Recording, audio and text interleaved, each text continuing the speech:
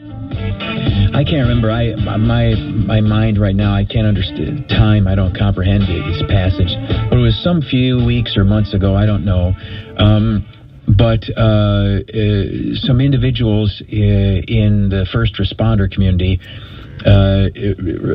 reached out to me, different ones, and said, 2 city cops got in a fight the other night, and I think it was right underneath a camera, and don't tell them I said so, but there's video of it. So, at any rate, I asked the chief's office about this, and, they let the story out, and thankfully the TV stations pursued the video, and we were able to see a situation where, 2 city cops meet up, and one starts kind of beating the hell out of the other. Thankfully, the sergeant was there, broke him up, and it was, it was over that fast. But at any rate, now we find out the Rochester City Police Department says that, they have investigated the matter, and they have come to conclusions, and they have disciplined the officers involved, and they're not going to say any more about it. Well, I love the Rochester Police Department, but that's not satisfying. The reality is that you're a customer service organization, and you are in a dynamic where I don't care how many coffees with cops you have, or how many chats at the barber shop, or how much free ice cream you give away. Sorry, I think that's the fire department. But, whatever, all that's done. I'm not talking any of that down. But if you're going to do we're reaching out to the community, we're trying to build bridges, Bob, the partnerships, that it's wonderful. I tell you what, we're close like this, Bob. Okay. But, there's got to be a payoff on that. And there's got to be the rubber meets the road on that.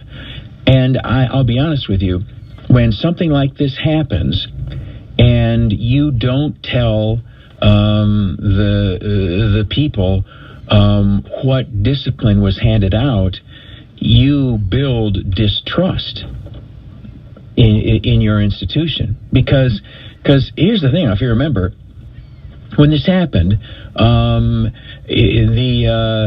question was asked, okay, so if a civilian had hauled off and punched a cop like that, what would that civilian face, right? The fact that you are wearing a uniform when you go up and cold cock somebody who's in uniform, that means that there's no culpability there, there's no criminal culpability, right? And I mean, 2 people can punch each other, and that doesn't necessarily, under New York law, constitute a violation of law. But I do think that if you punch a cop, they're going to find a way that it is against the law, as they should. Right? Nobody should be punching cops. My view is nobody should be punching anybody, right? You know what I'm saying? But especially nobody should be punching cops, to include other cops. There was a lot of controversy about this. Again, why should the loser talk show host have to be the person doing the public communications work for the city police department, right?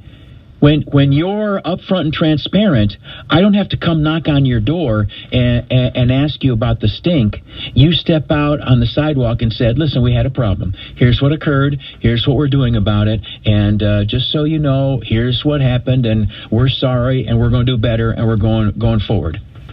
Right? I mean, that's how you handle things if you're looking to build trust. And I'm not trying to be critical of this agency, which I love and admire, and whose officers I love and admire, right?